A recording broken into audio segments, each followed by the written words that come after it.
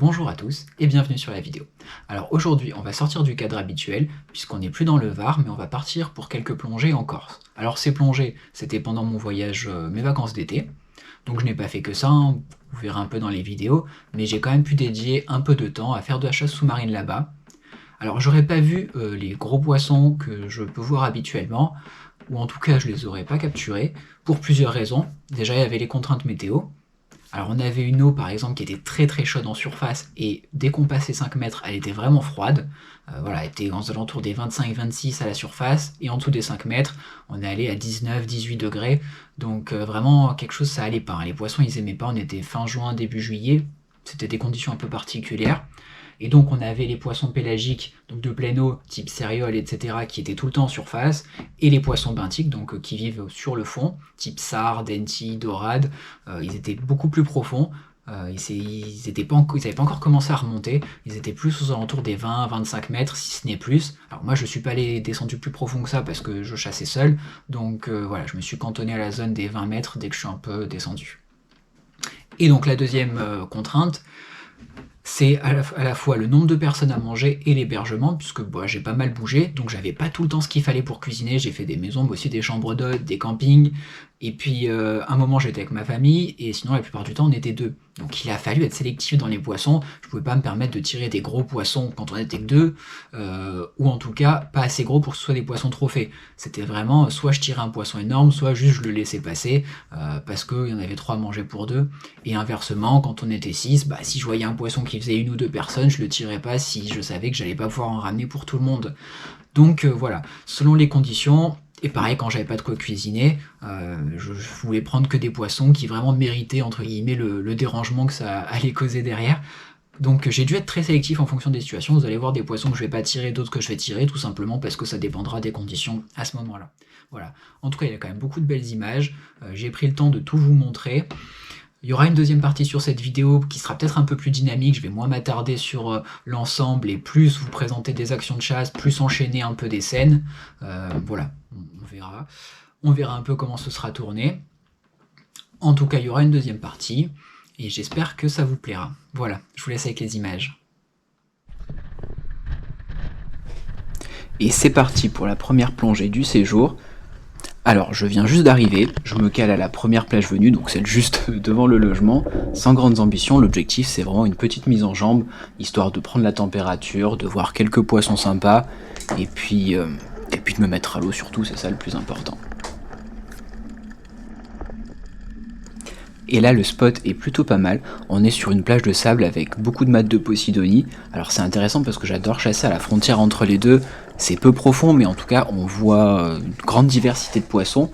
Donc c'est vraiment un bon endroit pour se mettre là comme ça, en fin de journée on peut croiser des poissons, autant des sparidés, autant des rougets, on peut aussi voir des prédateurs. Donc voilà, là je me mets dans l'eau avec beaucoup de hâte. Alors il y a quand même pas mal de baigneurs autour, hein, c'est normal, voilà, comme à ce moment-là j'étais vers Propriano, donc c'est un endroit qui est assez fréquenté. Je me suis mis à l'eau au niveau de la première plage.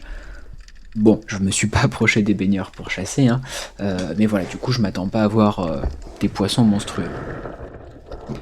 Et alors que je suis sur le fond dans la Posidonie, j'aperçois qu'il y a pas mal de mulets autour, hein, on va en voir briller au fond, que ça soit posé sur l'eau ou à la surface. Je suis vraiment dans un spot intéressant, et puis j'en ai 2 beaux qui s'approchent, je les laisse s'approcher, je choisis le plus gros et puis je tire. Je tire plein face, mais c'est précis et le poisson est parfaitement pris.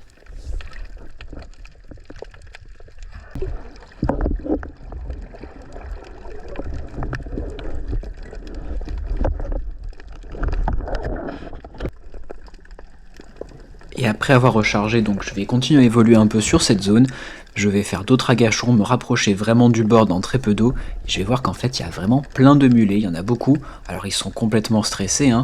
Ils ont été alertés par mon premier tir, très difficile à approcher, mais en tout cas il y en a une belle quantité et de belles tailles, alors je vais garder le spot en tête et je repasserai plus tard.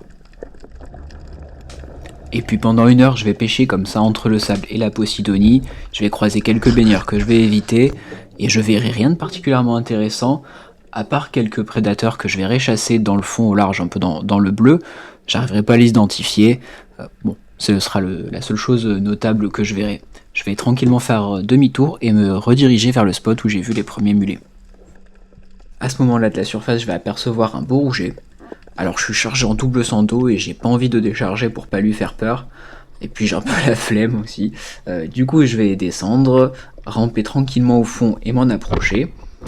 Et par contre, malheureusement, il est sur les pierres, donc je vais attendre qu'il se soulève pour tirer. J'aurais pu tirer tant qu'il était immobile. Je vais attendre qu'il se soulève.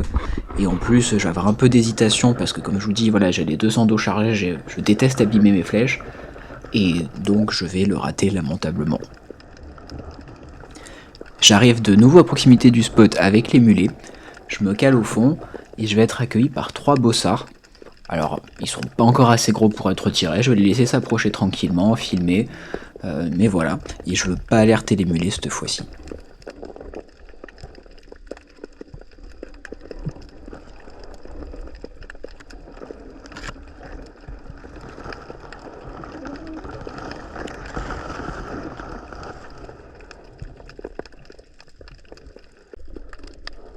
Et là, vous pouvez mieux voir le fond du spot où se cache le mulet, donc il y a les mulets, pardon.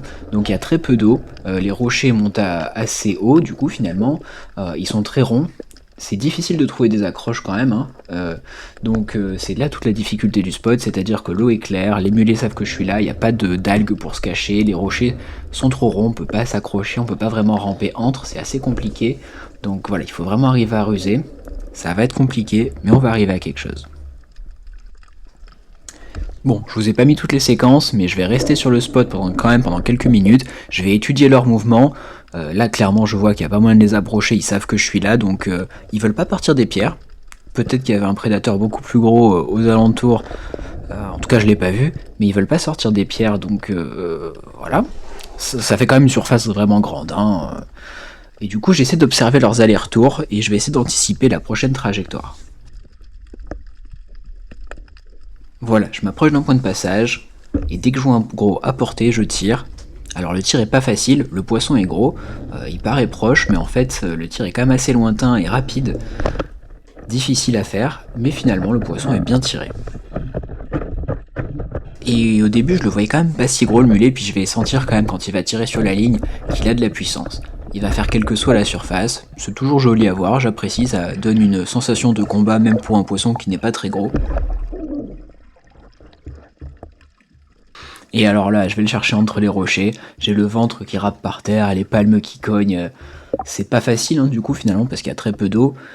Je l'attrape, je l'achève rapidement et je fonce direct au large pour essayer de trouver des eaux un peu plus profondes pour être plus à l'aise et le passer tranquillement, enfin le défaire de la ligne et ensuite le passer tranquillement à l'accroche poisson.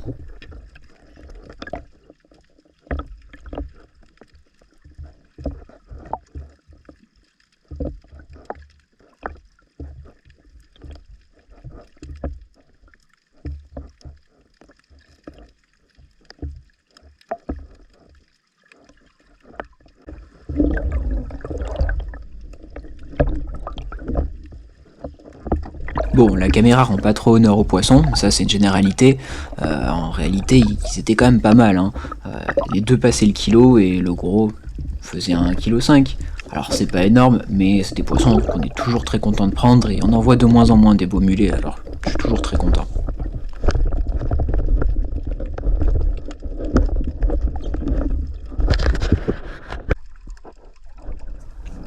Et là, je suis bien pris par la chasse, j'ai envie de continuer. Je vois que les mulets sont toujours là, je vais voir s'il n'y a pas moyen d'en faire un autre. Bon, je vais rester dans le secteur pendant un petit moment et puis ça devient très compliqué. Là, ils s'approchent plus du tout. Pas facile. Ils sont très vifs en plus. Et il y en a moins. J'ai l'impression qu'il y en a certains qui ont quitté la zone. Bon, j'ai déjà 2 beaux mulets, on n'est que 4 adultes à manger. Dans tous les cas, j'ai largement ce qu'il faut, donc je vais m'arrêter là. Et puis je vais rentrer tranquillement. Et le lendemain, on attaque les choses sérieuses. Levé à l'aube pour aller traquer du denti. Bon, là vous voyez, au moment où j'arrive sur le spot, aux alentours du spot, le soleil est déjà bien levé. En même temps, j'avais beaucoup de routes pour y aller. Et puis, bon, moi, ma politique, c'est plutôt d'être en forme, arriver en forme sur le spot, de dormir correctement. Là, je m'étais quand même levé à 5h30, j'ai pas envie de me lever plus tôt. Je préfère être dans une bonne forme et pouvoir attaquer le spot comme il faut et faire les choses bien. Là, l'objectif sera vraiment de m'adapter, de voir où est le poisson. S'il est au bord, je chasse au bord, mais s'il y est pas, il va falloir que je descende, et donc je vais être en forme, je vais pouvoir descendre aussi profond que nécessaire et arriver à trouver le poisson. Je vous ai mis ces images tout simplement parce que c'est un endroit qui, pour moi, j'ai vraiment cette image de l'endroit de l'abondance. Dès que je me mets à l'eau, si vous voulez, il y a du poisson de partout, et des beaux sars à cet endroit, dorades, sars, vraiment des gros poissons en plus de taille intéressante, et puis ça grouille, il y a beaucoup de vie. Et là, comme vous pouvez le voir, il n'y a rien, il n'y a vraiment rien. Et alors quand c'est comme ça, dans ce genre de situation, c'est très simple. On peut palmer pendant des plombes et ne pas voir un poisson. Et en fait, il va falloir vraiment trouver le spot, la pierre, le tombant qui va tenir le poisson à un endroit. Et dans tous les cas, il n'y en aura pas beaucoup, on va pouvoir trouver quelques beaux spécimens. Faudra être efficace et pas leur faire peur. Et surtout persévérant. Donc bon, voilà, je désespère pas, je prends les choses comme elles sont, mais je sais que ça va être compliqué. Donc là, je vous ai filmé un agachon dans une faille que j'affectionne particulièrement, qui est vraiment excellente, qui tient bien le poisson et dans laquelle on peut facilement surprendre des beaux poissons. Bon, j'accélère bien la vidéo, hein, voilà, vous voyez, ça passe, et puis en fait, il n'y a rien, c'est le désert absolu. Voilà, donc bon, on fera avec.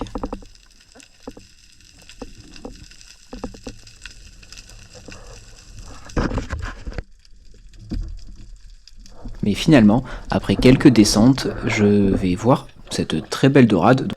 Elle est vraiment belle, hein, pour le coup, ça ce serait un très beau poisson. Et je vais tenter pas mal de choses. Au début, je vais être complètement silencieux. J'ai aucun doute sur le fait qu'elle sache que je suis là. Hein, ça... Mais bon, voilà, elle va pas s'approcher. Je vais quand même essayer quelques appels, bruit de gorge, claquement, taper un peu le fusil. Bon, à chaque fois subtil, hein, quand même. Mais il n'y a rien qui y fera et puis elle ne s'approchera pas. Mais c'est quand même encourageant. Et là, ça va me donner envie de pousser un peu plus. Donc là, j'étais aux alentours des 10-12 mètres. Je vais aller chercher un peu plus loin. Et en longeant une bordure, je descends pour me placer à l'agachon. Et puis je vais apercevoir un beau rouget juste pendant ma descente. Alors, je suis au 135 triple 102 chargé à bloc. Ça va être compliqué, je décharge mon fusil, je me pose au fond et j'essaie de m'approcher pour le tirer. Bon, il m'a repéré de la surface, il va pas se laisser approcher, je vais essayer de le suivre un peu, voir si j'arrive à être à portée. Alors j'étais à portée, mais pas une portée qui me permettait d'être sûr de mon tir, il était trop loin et je vais le laisser filer. Honnêtement, je pense que ça aurait été un tir trop compliqué, trop aléatoire.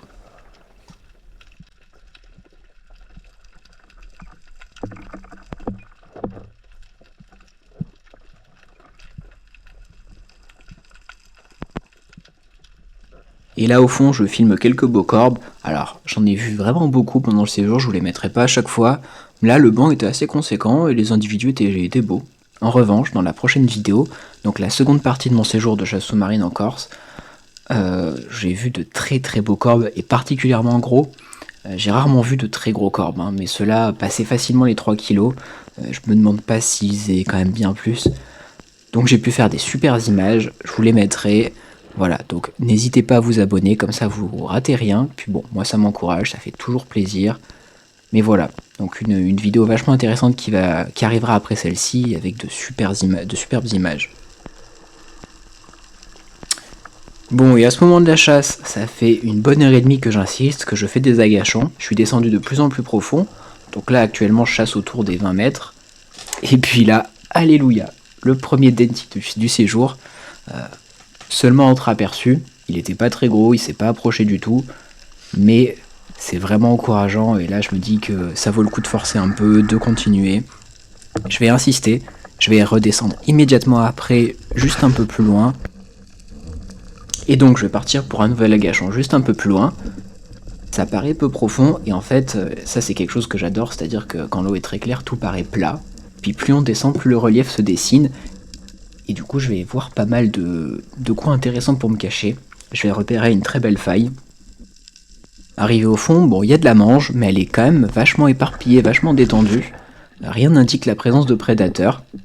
Mais je suis bien, je suis détendu, j'arrive à me tapisser bien dans la faille et être parfaitement caché. Là, je le sens bien. Et très rapidement, je vais voir des dentis qui viennent droit sur moi. Alors ils vont faire un premier passage et rester un peu loin. Second passage, ils rentrent complètement, l'un des deux s'approche à portée. Il reste un peu loin, mais à l'instant où il tourne, je tire. Le tir est bien, un poil bas, mais nickel. Je commence ma remontée et je vois le poisson qui va se mettre sous une pierre. Alors la pierre paraît pas très grosse, elle faisait quand même bien 4 mètres hein, de large. Le poisson il va aller s'enraguer quand même assez profond. Moi je remonte à la surface. Il y a 20 mètres, le poisson est au fond, ça va quand même pas être très facile d'aller le sortir de là.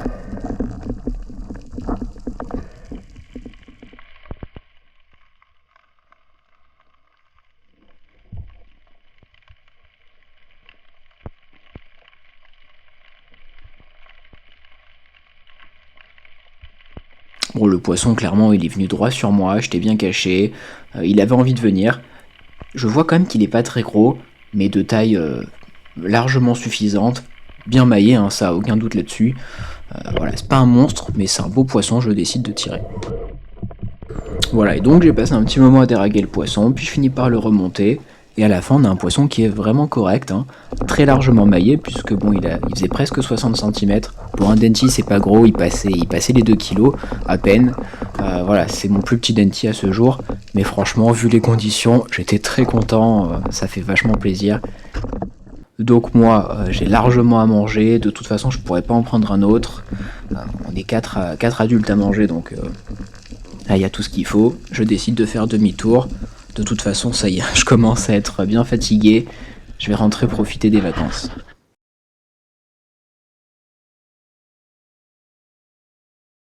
Petit moment cuisine, je vais vous montrer mon astuce pour les gros poissons.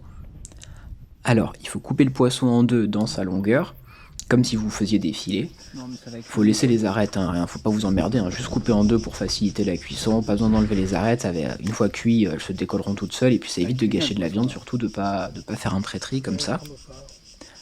Donc on pose le poisson chaque face sur le barbecue, les écailles, il faut bien laisser les écailles, donc les écailles côté flamme, et en fait on va faire ce que j'appelle une cuisson à l'unilatérale. Donc l'idée c'est d'avoir un feu qui est très doux, et de laisser cuire sans tourner le poisson jusqu'à ce que le haut du poisson, enfin l'intérieur du coup, de chaque filet, soit parfaitement cuit. Et en fait, le fait de laisser les écailles, elles vont vraiment prendre la chaleur, elles vont brûler. Par contre, la chair dedans sera super tendre, l'eau va rester, le poisson va être juteux si le feu est vraiment doux, il ne faut pas que ce soit trop fort. Et là, vous avez un poisson qui est parfaitement cuit. Et donc là, 2 jours plus tard, je retourne chasser sur un spot à Denty. La mer s'est levée, pour le coup là ça bougeait bien. Là les conditions franchement pour chasser sont sympas.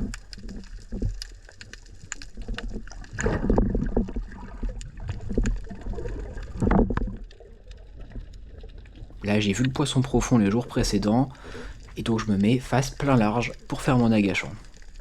Et là, en fait, premiers agachons, bah, c'est pas les meilleurs, hein. Donc je suis au fond, mais je sens que je vais pas pouvoir tenir longtemps. En plus, j'ai pas trouvé une bonne prise, je tiens pas bien au fond. Je reste une trentaine de secondes, je vois rien, puis surtout, je me dis bon bah voilà, c'est le premier agachon, on s'en fout. Et là, je commence à remonter.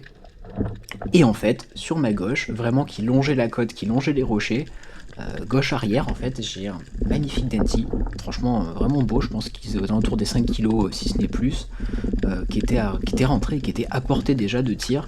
Je l'ai vu en tournant la tête vraiment face à moi. Bon, il m'a pas attendu, il a décampé. Voilà, première grosse erreur du coup du séjour.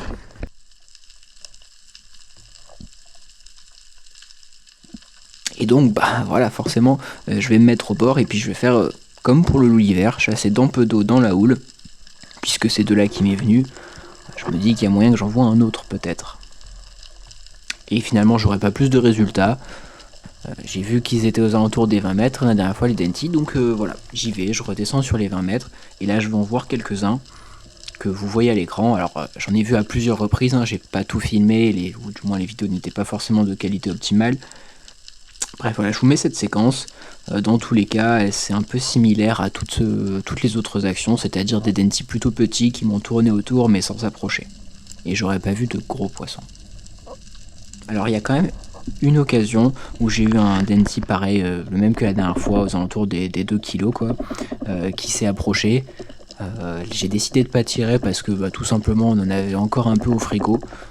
Donc là, l'idée c'était quand même de pas se gaver de poissons, mais plutôt de viser des gros spécimens, des poissons trophées. Bon, nouvel agachon, je suis toujours sur une vingtaine de mètres. Et en fait, vous allez le voir, la vidéo, je vais être à l'agachon et j'ai une jolie céréole. Petite céréole, mais plutôt quand même de taille correcte, que j'aurais été très content de tirer, qui va arriver en surface et qui ne descendra pas. C'est-à-dire qu'elle va naviguer en surface et à l'instant où elle descend et qu'elle touche la thermocline, paf, elle fait demi-tour. Et ça, j'en aurais vu un paquet pendant tout le séjour. Bon, j'ai pas fait que de la chasse sous-marine pendant mon séjour, vous vous en doutez bien. Mais il y a une chose que j'adore, c'est la plongée en rivière. Et donc du coup on va sortir un peu du thème, je vais vous présenter un endroit que j'aime bien. J'espère que ça vous plaira parce que là du coup on n'est plus du tout dans la chasse sous-marine. Et donc là je suis sur le cours d'eau, le fleuve du Porto. Pour ceux qui connaissent, c'est un fleuve que j'aime beaucoup. Tout simplement parce que c'est des gorges avec une eau fraîche, on a pas mal d'endroits pour faire des belles randonnées, on est au calme et il y a beaucoup de poissons, que ce soit des anguilles, des truites, voilà, on a de l'eau très fraîche, c'est vachement agréable, surtout l'été pour s'y baigner. Et en fait cette année, il me semble que c'était en janvier, je sais plus exactement, non peut-être novembre de l'année dernière. Enfin bref voilà, du coup pendant la saison hivernale, il y a eu une grosse crue, une crue centenale. Donc c'est-à-dire une crue qui survient en moyenne tous les 100 ans, donc vraiment un très gros événement qui a dévasté le Porto.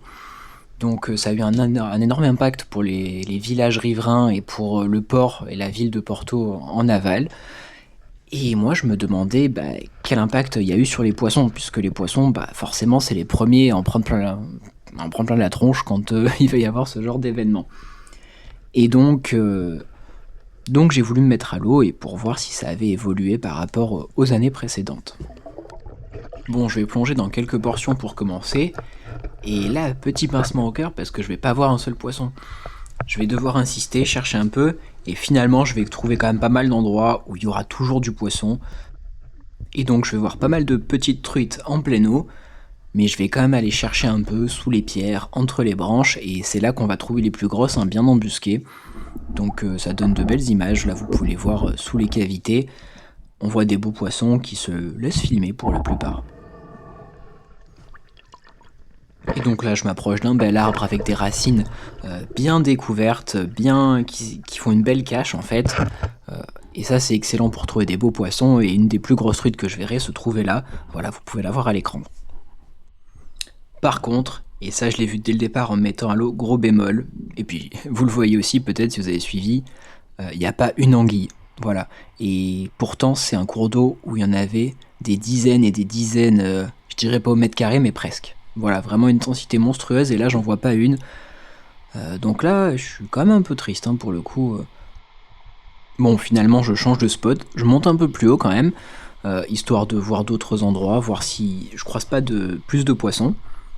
Et donc arrivé sur le nouveau spot, un endroit qui est vraiment connu pour le coup, je pense que voilà, s'il y en a qui sont déjà allés là-bas, vous reconnaîtrez les images. Donc arrivé sur ce spot, je vois des truites encore pas mal, moins que l'année dernière, mais j'en vois pas mal. Et puis je vais voir une anguille. Voilà, c'est quand même encourageant, mais j'en vois qu'une. Mais ça fait plaisir. Et donc je m'approche d'elle, et vous pouvez la voir, elle est en train de gratter sur le fond.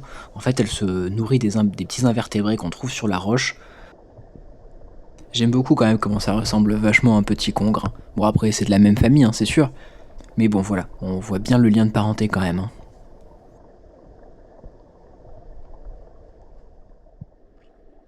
Pour ceux qui ne savent pas, l'anguille c'est un poisson migrateur amphihalin. Ça signifie qu'il est capable de vivre dans des milieux avec des salinités différentes. Il est fait pour vivre à la fois en mer et en rivière, et donc l'essentiel de son cycle biologique va reposer sur la migration. C'est un poisson qui va d'abord éclore dans la mer des Sargasses. Donc la mer des Sargasses c'est au large de la Floride. Et donc ce poisson va ensuite migrer jusqu'aux côtes européennes et monter dans les cours d'eau pour grossir. Et une fois sa croissance accomplie, va retourner en mer et retourner dans la mer des Sargasses pour s'y reproduire à nouveau. Et donc c'est un poisson qui a un cycle de vie qui repose sur des migrations de milliers et des milliers de kilomètres, voilà, vous pouvez le voir. Et Ce cycle de migration fait que du coup c'est un poisson qui est particulièrement sensible puisque dès qu'on va construire des barrages ou dès qu'on va pêcher des grosses zones, on va fortement impacter la population et l'anguille ne va plus être capable de remonter. À tel point qu'aujourd'hui c'est un poisson qui est extrêmement menacé. Pour vous dire, c'est plus menacé que le panda. Et là je vais trouver plus de grosses truites sur ce secteur. Je vais essayer de descendre pour les observer. Après, clairement, je suis en train de plonger en maillot de bain, short, tuba. Voilà, donc j'ai très peu d'équipement et c'est difficile d'avoir des beaux plans tout simplement parce que vous le voyez, au fond, il n'y a rien pour s'accrocher. L'eau est quand même un peu fraîche, hein, même si elle a 26 degrés. Moi, je suis très frileux. Et du coup, j'ai pas de quoi me poser tranquillement au fond et calmement. Et pour m'approcher des poissons, ne pas les effrayer et faire des beaux plans. En pleine eau, je verrai pas mal de beaux poissons, en banc, voilà, je vous en ai filmé quelques-uns, et puis je vais quand même fouiller dans quelques failles, et là voilà, vous voyez, il y a une faille qui était blindée de truites, et franchement de très belle taille. Honnêtement, ça me donnait presque envie de pêcher là, hein. Pêcher à la canne, hein, je veux dire, pas au fusil harpon. Hein. Mais bon, les pauvres, elles avaient déjà bien souffert avec les crues, alors on les laisse tranquilles. Voilà, on arrive à la fin de la vidéo pour aujourd'hui. J'espère que ce petit écart de la chasse sous-marine vous aura plu. Ça change un peu, mais je trouvais que c'était intéressant de vous montrer aussi les cours d'eau en Corse qui sont vraiment magnifiques et gorgés de vie. Bon là, beaucoup moins de poissons que d'habitude à cause de cette très grosse crue qu'il y a eu. Vous l'avez sûrement vu aux informations. Malheureusement, ça a eu un impact, hein, on l'a vu. Après, il y a toujours du poisson, et ça c'est très encourageant, parce que franchement, vu la violence de la crue, si vous avez vu passer les images, le port complètement détruit, pas mal de ponts détruits, enfin, c'était quelque chose de colossal. Donc c'est vraiment intéressant et encourageant de voir que des poissons ont survécu. Voilà, et du coup, on se retrouve pour la prochaine partie de la vidéo, où là, du coup, j'ai pu filmer de très près des corbes magnifiques, j'ai pu voir encore de beaux dentis, de belles céréoles, donc voilà. Ne ratez pas tout ça. Et ça fait longtemps que j'avais pas sorti de vidéo aussi, tout simplement parce que j'ai plein de choses qui m'occupent en ce moment, mais ça va venir parce que j'ai énormément de vidéos, énormément de rush là à passer, donc il y a plein de vidéos qui vont arriver, notamment beaucoup de dorades que j'ai pu faire, des grosses dorades entre octobre et mi-novembre, voilà, du denti aussi que j'ai fait en octobre, bon, pas mal de trucs sympas. Et sur ce, je vous laisse là, et puis je vous dis à bientôt.